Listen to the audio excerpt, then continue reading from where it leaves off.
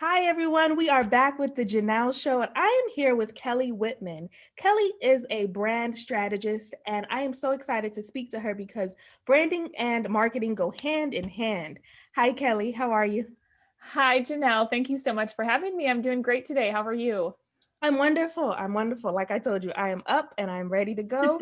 So I'm looking forward to this conversation. Me too. Kelly, can you tell me when you think, say, branding, what is branding in a business? Because I don't think people really know.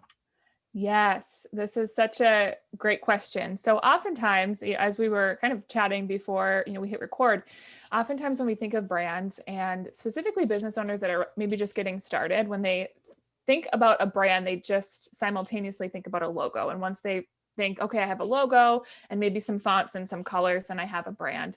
But my definition and how I explain it when I'm working with clients is how your brand is how people think, feel, and act in relation to your business, and how you get them to think a certain way, to act a certain way, to feel a certain way, and how you have influence are like through the different elements of branding. So we think about specifically with the brand strategy of like, who are you serving? How do you want them to feel when they experience your brand? What actually are you offering? Why are you in business in the first place? So all of these different elements come together to create this brand that influences how people think, feel, and act in relation to your business.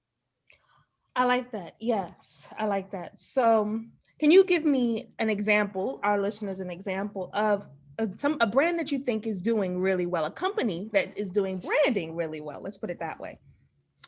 Well, there's so many to choose from. And I think it, kind of depends maybe on that's a hard question. I've never had that question before. Thinking about from an entrepreneur space. Yes, from an entrepreneur And space. yeah, I think someone that came into my sphere actually early in June because she was able to or has been able to build her business outside of social media. So she's not active on social, but she still has a successful to her business. And her name is Jenny Blake, and she is an author. She wrote a book called Pivot, and now she has a membership community. And I think for me, when I think about her doing things really well, the fact that she has this business, when we talk about what the purpose of a brand is, right? It's to support your business and to Mm-hmm.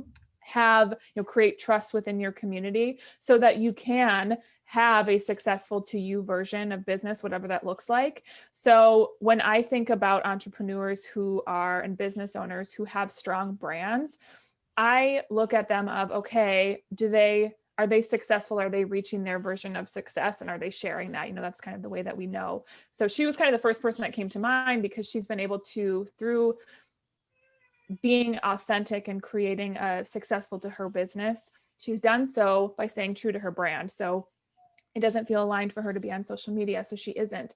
And she really helped me break that story in my mind that I had about I had to be on social media in order to have a successful business. So she challenged my mindset and my notions that I had, which is also really great when we think about a brand, that you can have someone that challenges you and causes you to think about things from a different perspective. I love that. I love that. I heard of the book Pivot. I didn't look into it or anything like that. So, how is she marketing herself if she's not on social media? Through her email list is her primary way, and she goes on podcasts and gets in front of other people's audiences through guest posting and podcasting and speaking. So that's her primary source of getting people into her membership. And then she also does consulting in the corporate sphere, so networking through Gotcha. face meetings with corporations, and I would imagine through other referral networks. But it was such an eye-opening experience for me because I'm not a huge fan of social media. And it was just one of those things that I had this story, right, of saying that in order to have a successful business and to support my brand, I have to be on social everywhere all the time. And it was just one of those great light bulb moments. And I think for me, when I look at brands that are doing well and that I look up to, they're ones that are really challenging my perspectives and challenging me to think outside the box. I love that. I love that. It's like, it's so organic. What she's doing is very organic, right? Exactly. So we on social, we've lost the ability really almost to have organic marketing. Everything has become so Mhm. paid to play. So I love that she's doing things organically and then challenging the way Yeah. that we do things now. So I'm definitely going to look into her. So thank you You for that. should. You should.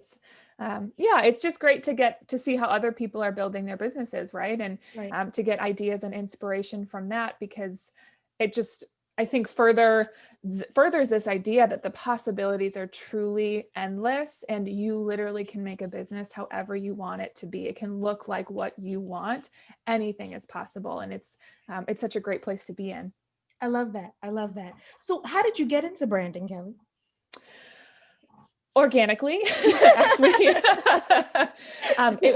It was not planned by any means. So I went to school for advertising and marketing, and my quote unquote corporate background was in the nonprofit space.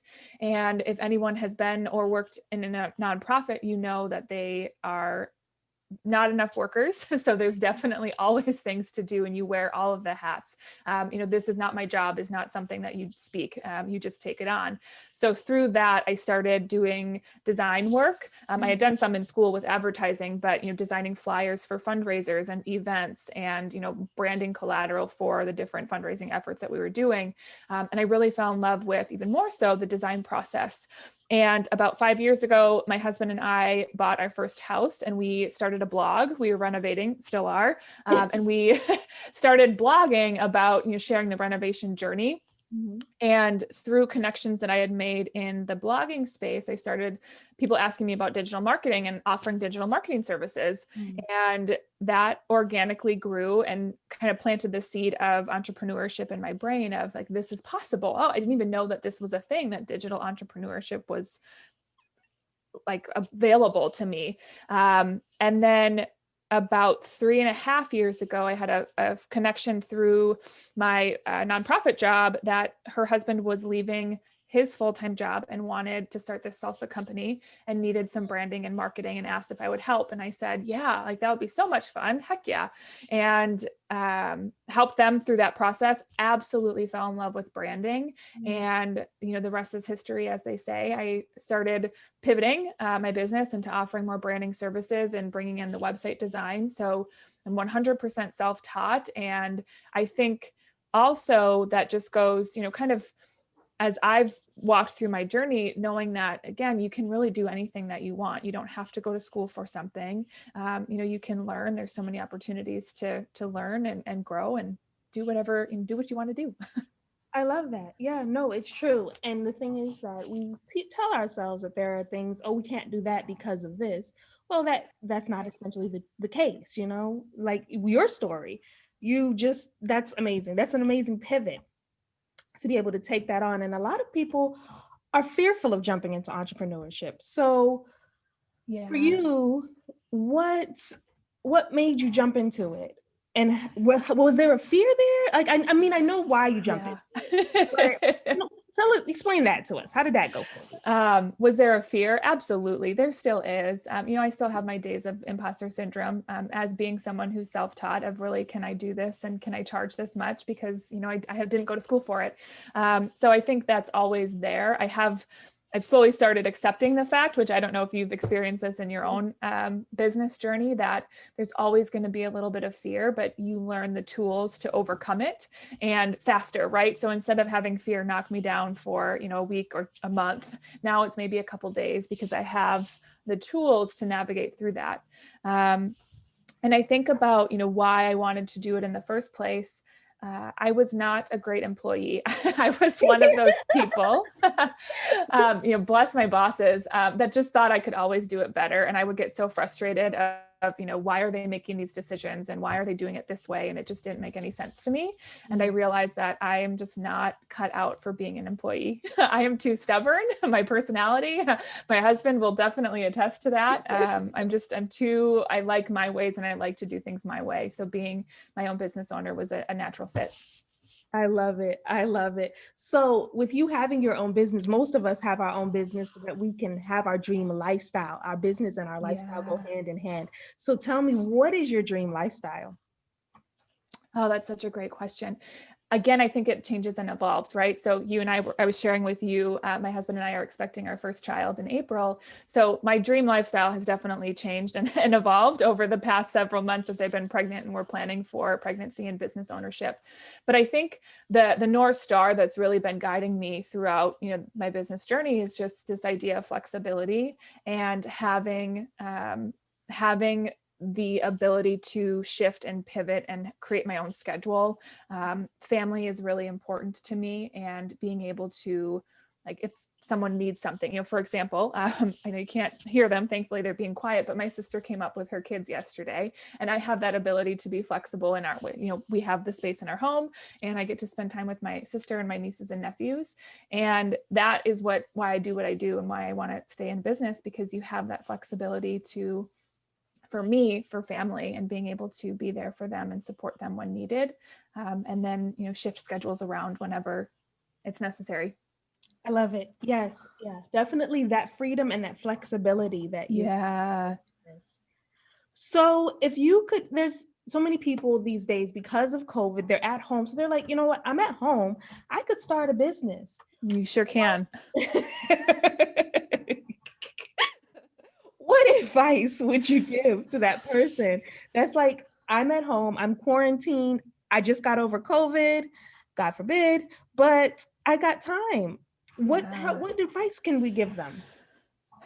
To start, kind of going back to that conversation that we were having around fear, I think it can get us so locked into staying stagnant and complacent and comfortable. But there's so many things that, we can do. And more often than not, I know I've found this in my own case, the idea of starting is so much worse than actually taking the action, right? And doing it, because we have all these stories about, well, what could happen? And more often than, for me, at least, it's always, well, what will so-and-so think? And it's not even necessarily a specific person, but it's all, well, they, they are the people that are holding us down, whoever they are. But we can get in this space of, well, what will they think? And what will, what might happen? Or, what if it fails, right? And my recommendation, and I guess my advice would be to just, you can take baby steps. It doesn't have to be this big giant, jump into the deep end with both feet. Like, why not just dip your toe in and see what that looks like, and follow the breadcrumbs of what's feeling good and what is aligned with you and what feels like the next right step in that moment. As I think about my own journey, and, when we started our home renovation blog, North Country Nest, there's absolutely no way that I knew it was going to lead to starting a brand strategy and design studio, 5 years later. And you never know what can happen. And I think staying open to the possibilities of whatever that looks like, and knowing that something great can come out of it. And even if it, quote unquote, fails, it's still not failing, because you still tried and you learned something from it. And that will lead you, okay, what's my next fork in the road, and which direction should I take? I love that. Thank you. I do want to go back, and I want to give one bit of advice to people who currently have a business. What are the tangibles? What are things that people should have for a consistent brand? What do you think? If you were to give a short little list, I know that Yes. It's not just, I know, but there are things that people are missing. Like I was telling you about a client that was missing a brand board. They didn't even have, they don't even know what that is. Yeah. So what are some items that just to get their brand started, what items do you think they need? So I'm a big advocate as starting with strategy. I believe in it. And I know for you, with marketing strategy, how important that can be. So there are 4 kind of foundational brand strategy elements that I walk through with my own clients that I always, recommend as well. If you're just getting started, or if you've been in business for a while, you can always go back and revisit these. And it's I call them the brand story foundation, and it's who you serve. So, who is that perfect for you ideal client, getting clear on them, and not just demographics, because I don't necessarily think that that's helpful. More the psychographics, and psychologically, what are they thinking? So what are they struggling with right before they start looking for a solution that you can solve? And what story are they saying in their head? And what are they seeing around them? Those internal and external problems. And then we have why. So why you started your business. The why is really what builds that emotional connection with your community and your audience. And it puts, it makes things personal, right? So sharing that part of your brand is making that personal connection and building that know, like, and trust factor. And then we have the what. So what are you offering? What actually is your service and or your product, whatever the case may be for your business, but making sure that you are clear on what that is. And, when we get started, often we don't know and it's throwing spaghetti at the wall, which is fine. But again, making sure you're reevaluating, right? And you're keeping in mind that, okay, I do need to clarify, like, this is what I'm working towards. And then the last piece is the how. So how do you want people to feel when they experience your brand? I'm really big on feelings and emotions, and using brand as the catalyst for influencing feelings. So if you want people to feel excited and motivated and fun and friendly when they experience your brand, you're going to be using more like bright colors and thinking about color psychology and maybe light and bright images, versus if you want someone to feel calm and relaxed and maybe more elegant, you'll use different photo editing styles and your colors are going to be a little bit more muted and maybe more darker and a little moody.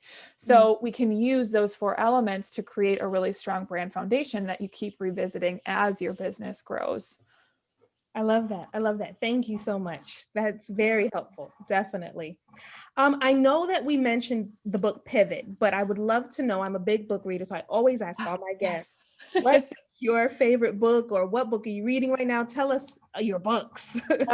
So many. I'm with you. I love, love, love, love, love reading. I'm obsessed. I have so many books. So right now, actually, I'm listening to an audiobook, Atomic Habits by James Clear. I know it. Yeah. It was so unexpected. It's not what I expected in the best of ways. It's really great. Anything by Brene Brown, I'm obsessed with her. I love her work around shame and vulnerability. And I would say probably the book that had the biggest impact on me, and I don't know necessarily if it was just because where I was at in my life, was The Big Leap by Gay Hendricks. Yes. That was really the catalyst and the pivot point for me in diving into personal development. It came at the best time. And it's what I revisit. I read it every year, every January. I pick it up and read it again just to remind myself of, you get to crash through those upper limits and you can operate in your zone of genius all the time. And it's really great. So if anyone hasn't read it and you're interested in personal development and mindset work, I would highly recommend it. Yes, it is a good one. Thank you. Yes, those are great reminders. So for our audience, Kelly, that wants to reach out, they're ready to get their brand started. What do you have going on? Where can they find you? Give us all the information. Yes, I'd love to connect. So the best place to really get to know Witt and Company and our brand is to sign up through our email list. If you go to wittandcompany.com, that's WITT, you can sign up there. We send out weekly newsletters every Friday morning. And if you are, like you said, if you're interested or need some help with your brand, we have a variety of brand packages, and I'd love to learn more about you and your business and see if we're a good fit. Well, thank you so much. So much. This was wonderful. I appreciate you being here with us. Thank you so much for having me. It was wonderful to talk to you. You too. Have a great day. You as well. Okay, bye-bye.